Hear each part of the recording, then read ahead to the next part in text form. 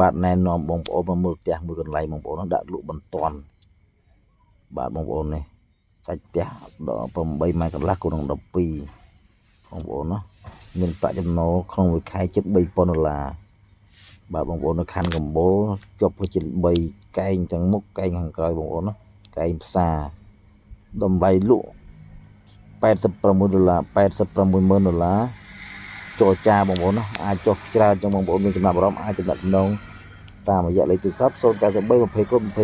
00ទៅTelegram ចាក់បងប្អូនប្រាក់ចំណូលជិត$3000ក្នុងមួយខែផ្ទះកែងបងប្អូនណា8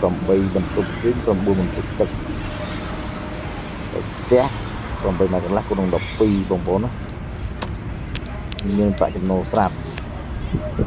ចឹងបងប្អូនមានចំណាប់អារម្មណ៍អាចចាក់ចងបានបងប្អូននេះជាប់ប្រជិត3បងធំជាប់ចំផ្សារជានៅក្នុងបរិយាបងប្អូនហេតុ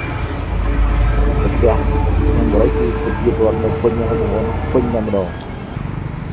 ចឹងមានចំណាប់អារម្មណ៍អាចចាក់ចងបានបងប្អូនណា